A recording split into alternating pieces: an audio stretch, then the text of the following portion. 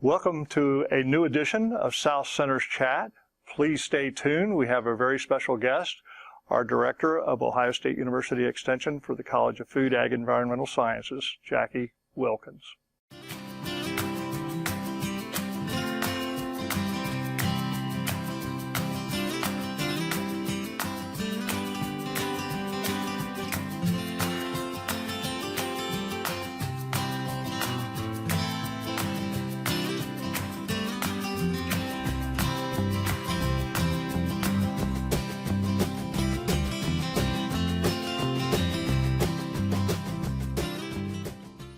Welcome to another edition of South Center's Chat. My name is Tom Worley, Director at OSU South Centers, and it's a special pleasure to have a guest today, Jackie Wilkins, who is the Associate Dean of the College of Food, Agriculture, and Environmental Science at Ohio State University and our Director of Extension. Welcome, Jackie. It's a pleasure to have you back again.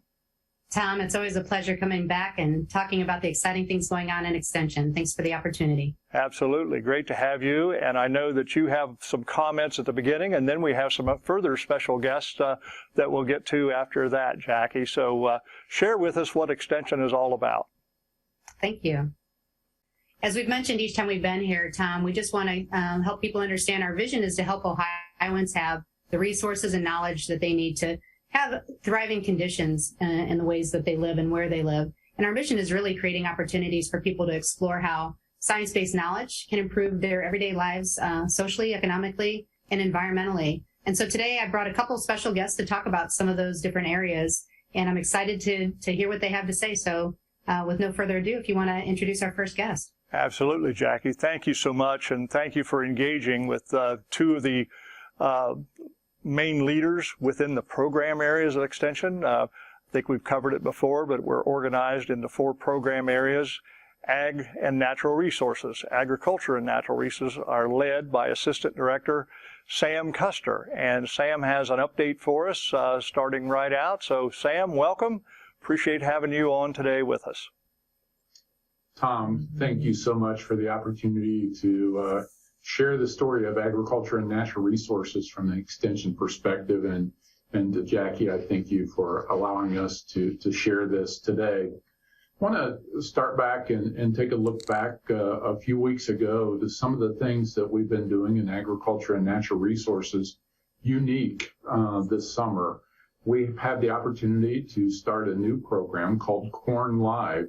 It's our crop observation and reporting network group are doing live presentations every other Thursday. So we started back on July 8th and did some work as we looked at crop scouting and storm damage. It was right after those July 4th, just prior to July 4th storm. So it was a great time to bring that crew together to look at our crops and also to look at where we're going to be at on needs for fungicides in corn this year, as we've seen outbreaks of both northern corn leaf blight and brown spots in our crops. So fungicides are going to be important, so we took a look at that.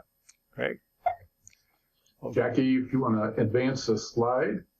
We've also looked at some other opportunities here, and coming up on July 22nd, 29, and August 5th, we'll be looking at some cover crop topics, including interseeding, as we interseed crops, cover crops right in those growing crops that we have today, taking a look at that next generation of cover crops that we have, and also doing a cover crop roundtable in August. We know that across the northern part of the state with H2 Ohio, that cover crops are a key piece of that as we look at water quality advancement here in Ohio. Cover crops are of special interest. I know, Sam, widely interested, but you have a list of other field nights that are coming up as well. Yes, so our crew of ag and natural resources educators and state specialists, field specialists, have put together a whole series of field days that are coming up in the next few weeks this summer. Everything from our forage field days that will take place in Wayne, Licking, and Knox in the next few weeks. We have a turf grass research field day coming up here the first part of August in Upper Arlington. And the Tri-State Precision Conference, this is a new conference that's taking place up in Henry County area. Alan Leininger, a new educator for us, is working with Purdue and Michigan State to put that event on. So we're looking forward to that. And others, if you have interest in any of these, just go to our Ag and Natural Resources website listed there, and you can get all the details and registration information. Sam, that's great. Glad to see that the one we have coming up here in early August on aquaponics here at Piketon at South Centers is listed. So looking forward to that one. But you have a great big event comes up in September, and we're back live this year. So tell us about Farm Science Review and what's in store this year. Well, we had a different situation last year with COVID-19, and we brought the Farm Science Review virtually across the state of Ohio, across the world in essence, but we all wanted to be back live. So we look forward to September 21st through 23rd to the Farm Science Review, an opportunity to showcase not only the work of the college, but OSU Extension and agriculture here in Ohio. And we're looking forward to that. We'll be keeping some of those unique virtual opportunities that we had this past year.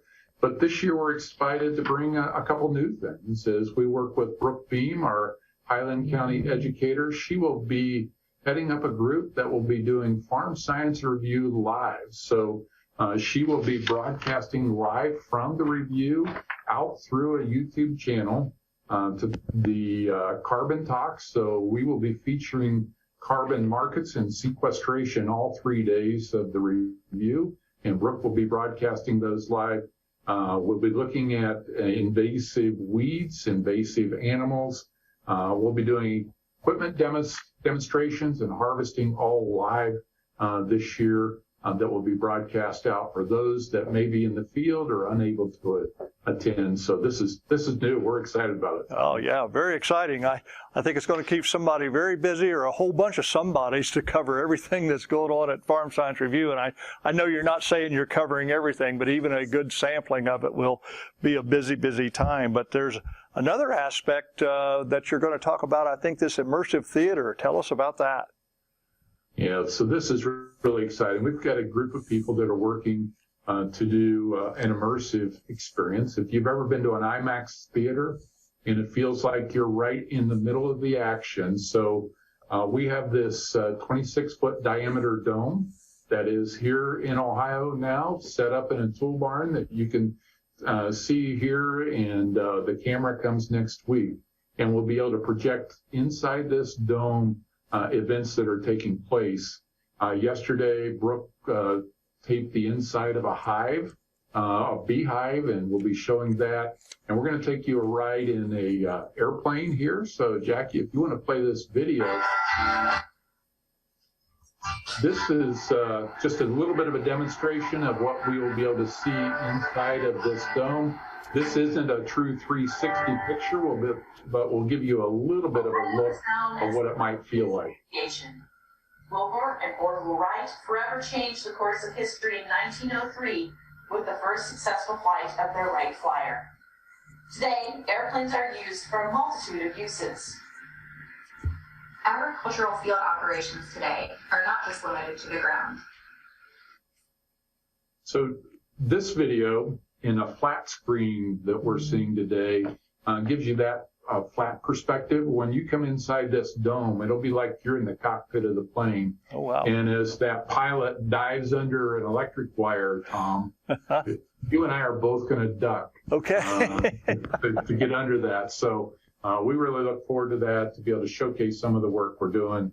Like I said, could be beehives. It'll be riding in a harvester, planting a crop, and some other exciting things that we're looking forward to sharing at the review. Really hoping that our 4-H and FFA members that come to the Farm Science Review will be able to be intrigued by this look at agriculture.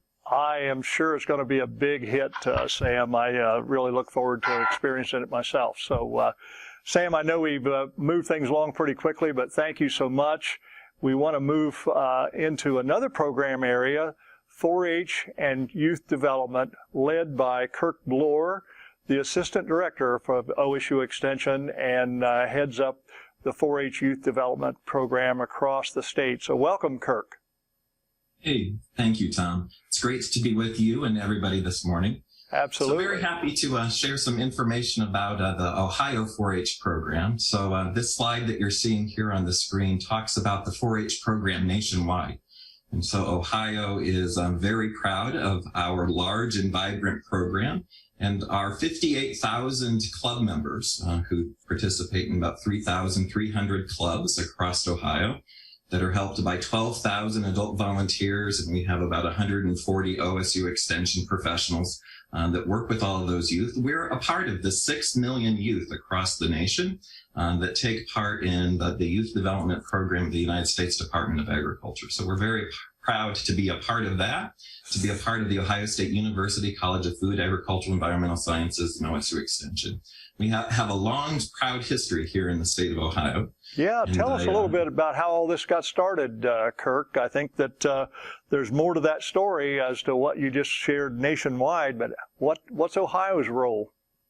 Absolutely, Tommy, you're right. So Ohio, we're proud to claim to be the home of 4-H, the birthplace of 4-H. And so it all started in Clark County back in 1902. We had a schoolmaster, a school superintendent. His name was A.B. Graham, and he was keen to help involve the community in supporting youth and hands-on learning activities, supported by the new research and the great things that were coming out of the Ohio Agricultural Resource Development Center, OARDC, that we have up in Worcester, and connected with the new, still at that time, Ohio State University.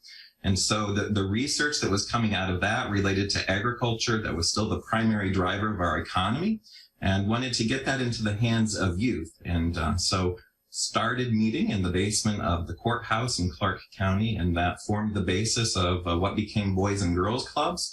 And then eventually he would go on to be the first director of the National Cooperative Extension at the USDA in DC later after the passing of the Smith-Lever Act. So we have a strong, proud tradition, very good history, incredible supporters, our county commissioner partners, our commodity group partners. A lot of the industry helps continue to support the work that we do. Absolutely, absolutely. Got a schematic up there that shows just how all this works together to help 4-H develop youth in our communities. Absolutely. So A.B. Graham firmly believed that the best way that we learn, the best way that kids learn, was by hands-on doing and learning. And so this is our experiential learning model. So back from 1902 all the way up to today, we still believe in the importance of getting kids engaged in everyday learning opportunities where they can explore their sparks, being supported by those adult mentors with the research-based information that comes out of like places like the South Centers, so that they're able to improve their practices and our economy ultimately by the things that they're learning, the skills that they're learning by their participation in 4-H. Very well. And you have some core beliefs that have been abiding over all this time. That's right. You know, one of the things that we believe is that young people, when they're guided by caring, competent, and capable adult mentors, and we work with more than 12,000 adult volunteers across the state, help us instill in youth the values, the skills, the experiences they need to help them be ready and prepared for the workforce, but also to be our next leaders. So I think you said earlier when we were chatting before the show started that you got your start in 4-H. I know that I got my start in 4-H. And so there are many of us who are currently working in the agriculture and many of the other sectors of the economy that got our early experiences in what it is to participate in a democratic process, our club meetings where we elect officers and we debate how it is that we're going to spend our club funds. How it is that we're going to give back to our community by giving our hands to larger service with those community projects. Thinking about what projects we might want to take, but also looking forward to, I think, one of our best and most vibrant learning opportunities that we have is participating in those community fairs. Mm-hmm. But we do all of that based on this theoretical model. And we've a part of the university, and again, creating that research, is that we know that what it is that we do is built by and informed by science that says when we do the kinds of activities that we do with youth, getting them involved in that experiential learning, connecting them with those caring adult mentors, keeping them involved in our program over time. So we start with clover buds when they're 5.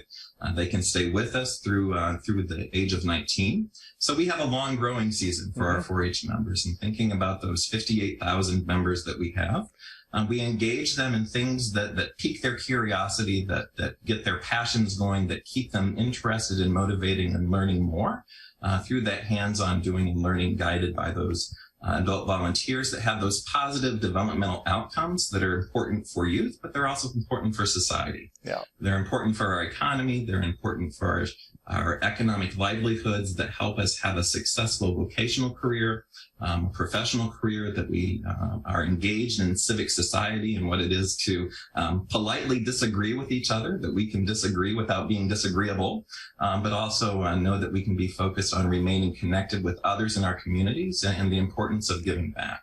Well, those things that you mentioned coming out of this theory really does engage then in the real world. Even after the 4-H experience, it carries over into some items that you can talk about in terms of career and workforce development. Absolutely. One of our primary focuses in 4-H is helping youth be ready for life and their careers. And so being a part of Ohio State and especially the College of Food, Ag, and Environmental Sciences, helping open kids' eyes to the world of potential careers, not only in agriculture, but also all of the other degrees that might be available across the college campus, but also knowing that we have many youth who might take up a trade or go into the military, and that those are also very important ways of contributing to our economy, to our society, and that we prepare kids for whatever path that they want to take, whatever their chosen career is, but we prepare them with that knowledge, with that skills, with those experiences that really do give them a leg up and help them be highly sought after employees on the market, or even entrepreneurs. Absolutely. So we have many former 4-H members who've gone on to found their own companies or create and have patents that go on to be important placements in the other manufacturing sector. And so all of that combined with the opportunities that we have, our communities really do provide those early cradles of support and learning opportunities. And one of the ways that we do that is by partnering with our friends at the Ohio Fair Managers Association, the Ohio Department of Agriculture, for those county fairs. And so across the state, Ohio is rich in county and independent fairs.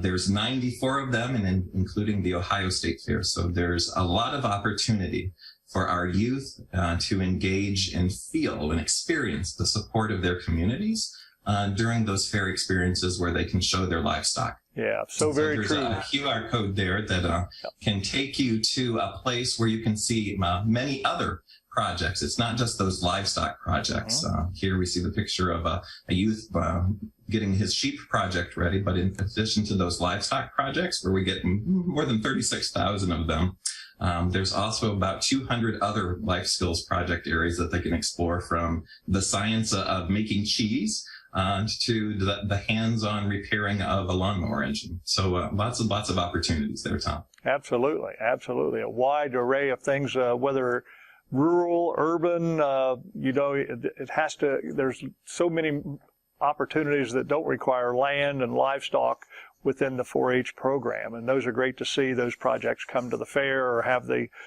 competition, the assessment take place around fair time with all those other kinds of projects. So you got a great big wheel of skills that you're going to share briefly with us.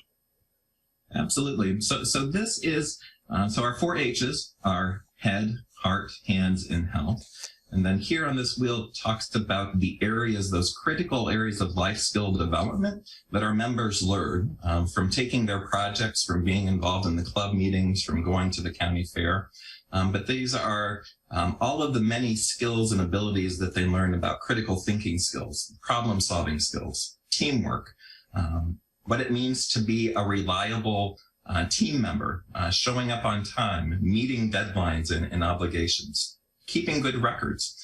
And so there's many skills that come along with our 4-H projects. And as you mentioned, Tom, it's not just for kids that live on farms or out in the rural communities. We have many kids who live in the suburbs and even in our urban areas who are involved in our programming, and they take projects like their cats or their dogs, or even exploring their interest in a fashion career potential. So Ohio has many industries that have started and grown up here, and we have projects that align and support all of those. Right. There's just many ways to have positive outcomes, and looks like we might be heading into a park maybe for 4-H camp at this point. That's right. You know, we have our projects, we have our club meetings, we have the county fair opportunities, state fair opportunities, where they can showcase their learning. But another big part of our Ohio 4-H program is our summer camping program, whether that's with overnight residential camps or it's our day camps. And, you know, we camp at 15 facilities around the state. Some of these are going back to the 20s, when our own 4-H professionals, those early extension agents that they were called back in the 20s, came together and saw the need to have a nature-based environment where they could bring kids to have a camping experience and have more opportunities to experience a natural setting, but also to continue to learn about themselves and each other and continue to grow their leadership skills. So we camp at these facilities around the state. One of our more unique ones is Kelly's Island, literally on Kelly's Island up in Lake Erie, but also down in southern part of Ohio. We camp at Hervida, Piedmont. Camp Otterbein is not our camp, but it's a partner facility that go with Canner's Cave, and even the Tar Hollow facility that's at one of the ODNR state parks. And so we received a lot of support from our community members. Jewel and Bob Evans have been longtime supporters, and the Bob Evans company continues to be a big supporter of the work that we do in Ohio 4-H, and especially Bob and Jewel's commitment and their proximity to Canner's Cave. We've been able to benefit from their generosity. Absolutely. Yeah, I studied that map a minute ahead of time, and to see 3 of the camps located here in the southern and southeastern part, Canner's Cave as well as a couple others, why the natural beauty and the opportunity to experience a different part of the state for a lot of kids that would come this direction is an aspect of it as well. Absolutely. And, you know, we're proud of our Canner's Cave facility, and it's our premier site and location for the Ohio 4-H program for our shooting sports training, where we work with adult volunteers from the community who want to be our certified instructors, and then working with shooting sports is one of our most popular and growing 4-H project areas that members involved in. Absolutely. But it's also, you mentioned that natural setting, and that's absolutely right. We'd like to get kids into the natural environment and have them experience fun in a safe way, guided by that adult mentor. And here's just an image of some of the fun that we have at our summer camps. And you can see that one of the kids there has a net. And this is where they're exploring some of the natural wildlife that happens in Ohio's creeks and rivers, and so helping them understand the importance of the life cycle, but also the natural setting, and how all of the many factors that we pay attention to as members of the agricultural community, keepers of our natural resources, how they can play a part in making sure that those resources are preserved and available, but also managed in responsible ways and harvested responsibly so that they're here for future generations to enjoy. Yeah, very, very important from a community standpoint and a long-term sustainability, so that the next generations can have some of the same opportunities that they are enjoying. Very good. Absolutely. This is up at the 4-H Center, it looks like. One of the ways that we, sorry, Tom, I talked over you there. You're good. All right. So another one of the ways that we help our 4-H members prepare for leadership and workforce skills is with our annual Making Extreme Counselors training weekend. And so we bring about 100 of our older teens who serve as our camp counselors from across the state to the nationwide and Ohio Farm Bureau 4-H Center on the campus in Columbus. And we work with them pretty intensively with some of our 4-H professionals and our dedicated volunteers, and help prepare them with the skills, the knowledge, the practices, the ideas of how it is that they can work with their campers that they're in charge of for the time that they're at our 4-H camps. And so this is another way that we're actively involving our older teens and 4-H members and preparing them for being able to work in the future careers and professions that they're chosen with that whole workforce and career readiness skills development that's so important to what it is that we do.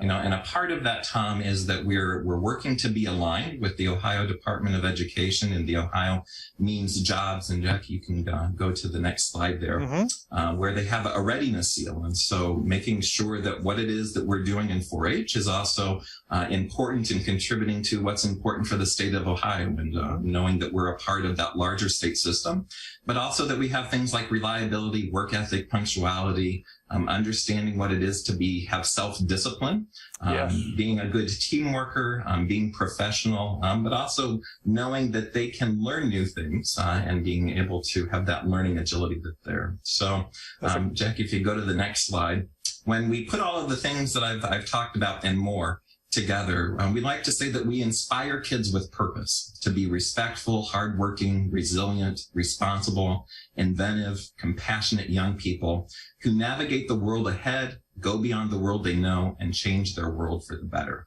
And that's really what it is that we strive to be in Ohio 4-H. And, you know, Jackie, if you jump to that next slide. Now, Tom, you and I got our start in 4-H, and as 4-H alumni, we have our own biases, especially as we work for Extension now. But we collected data from our 4-H alumni across the nation. And so we aren't just, tooting our own horns here. We have data from alumni that say when they've been in 4-H, that they benefit from those experiences. And so 84% of alums versus 70% of non-alums are very satisfied with their lives. And Jackie, if you go to that next slide, here's some other statistics and data that show that 4-H members have a leg up over adults who weren't 4-H members in many areas of their lives, about being more involved, being financially secure, but also with their own social, emotional, and mental health. And we know that this last year, we've all coped with the pandemic. We've had more than our fair share of making sure that we're remaining connected with caring others, but also knowing that we have the wherewithal within ourselves and reaching back out to those networks that we have inspired and continued to nurture along the way as we got our start in 4-H. Absolutely. So this connects it all back together. 4-H, we put this all together, Tom. You're absolutely right. And we've got our roots are deep and strong. Our founder, A.B. Graham, of the 4-H program, reaching back to 1902. But our branches are diverse, and we reach out and we serve youth all across the state, all 88 counties, rural, suburban, urban communities, and we're very proud to continue the tradition that A.B. Graham started, and being able to continue to grow 4-H across the state. And so encourage viewers that if you're involved with the 4-H program, thank you for the service that you give. But if you're inspired and would like to become a volunteer, reach out to your county extension office, and you can learn more about how you can help us grow 4-H across the state of Ohio. Great job, Kirk. Certainly appreciate you sharing this overview of the 4-H Youth Development Program. As part of OSU Extension, we have the website up for Extension that you can learn more about 4-H, as well as Ag and Natural Resources, which are two of the programs we've covered today. The other two would be Family and Consumer Sciences, as well as Community Development, and all of that is available at this website for more details.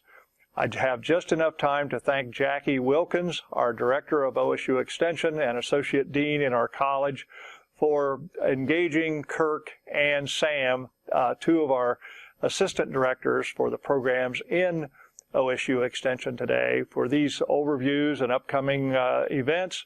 It's fair season in Ohio. Get out there. You'll encounter 4-H. You will encounter Ag and Natural Resources at the fairs. And then, of course, as Sam highlighted, the event in the fall coming up in September up at London, Ohio at the Molly Caron Center, Farm Science Review. And it's sure to be a big one this year.